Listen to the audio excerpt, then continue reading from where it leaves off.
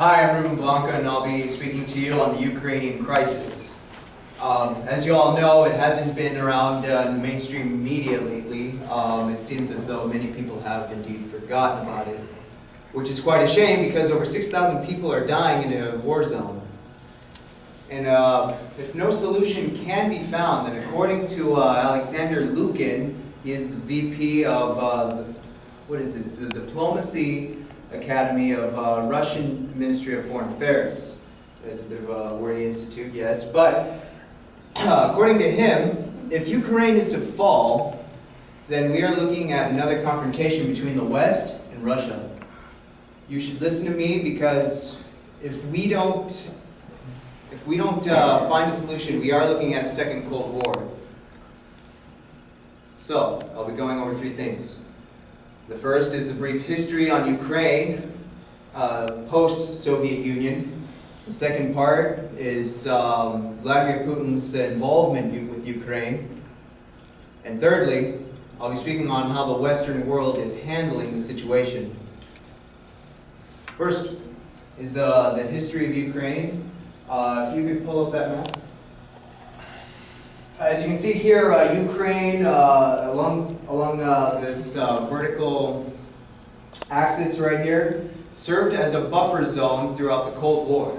It kept the West away from Russia, and essentially it just act as what was known as the Iron Curtain.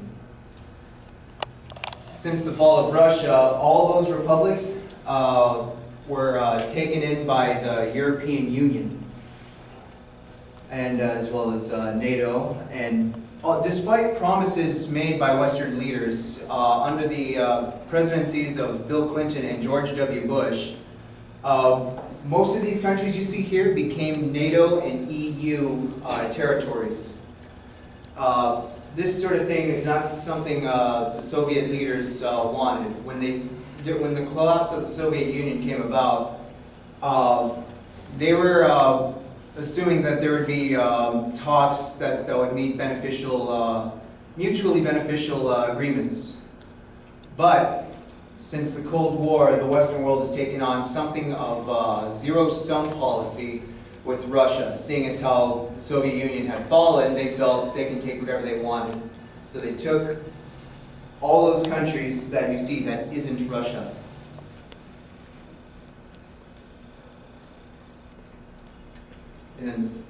And now for the second part, which is the Vladimir Putin's involvement. Now, Vladimir Putin has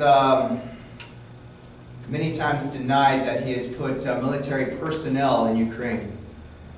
Yet we find news media of Europe spotting elite paratroopers being sent in. And Ukraine is essentially very, very valuable. There are large amounts of gas and oil pipes that lead into the Western European territories, allowing them to trade oil and being able to sustain their economy. And according to Elizabeth Pond, she is a longtime author on the German-Ukraine territories and has been covered the area for over 30 years now. And she stated that Putin has now acknowledged that the Western sanctions are much more than just a pinprick, meaning what the Western world is doing to them isn't just nothing. It's not a little detail. The Western world supplies them with many agricultural goods such as dairy, fish, wheat, and they have no access to agricultural goods. So now Vladimir Putin is relying on the Kiev politicians to trade with the Western world, kind of to end around these current sanctions. And now, what the Western world is doing about this, the German Prime Minister Mendeleev, I believe I've gotten her name correct. She is the Chancellor, scratch that, not Prime Minister. My apologies. She, whenever given the opportunity, has taken every chance to negotiate for peace with Moscow. She, much like current President Barack Obama, has taken a very staunch attitude of putting no boots on the kind of ground that Russian military has a tendency to dominate. As well as that,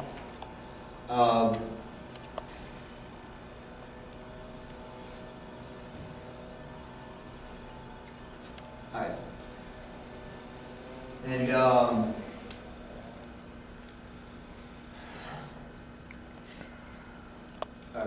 well, with the Western world taking over these territories, according to Steven Sistanovich,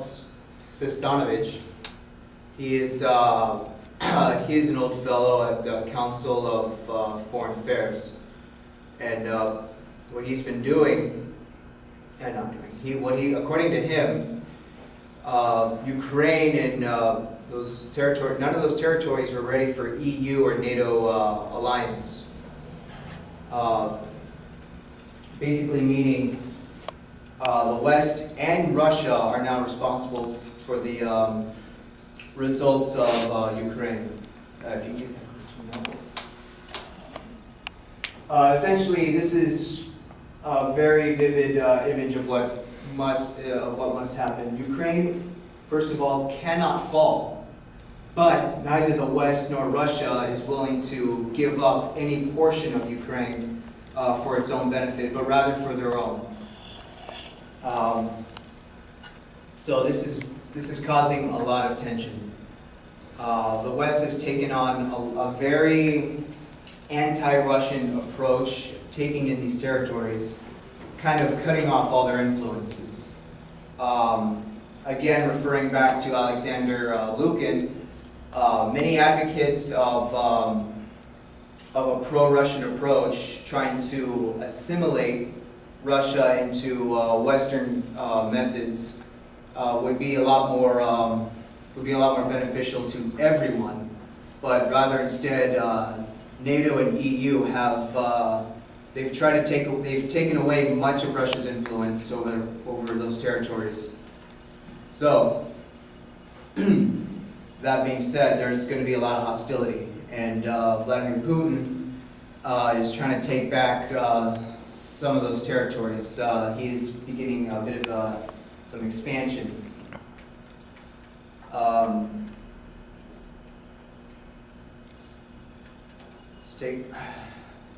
He's been expanding lately, and EU and NATO has not. They've not been able to come to any agreement,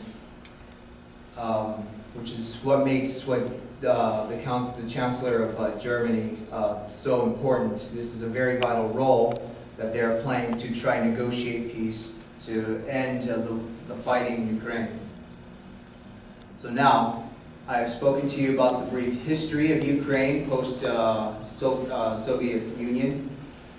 I have given you a brief overview on Vladimir Putin's intentions with Ukraine, and I have told you about what the Western world has been trying to do to remedy the situation.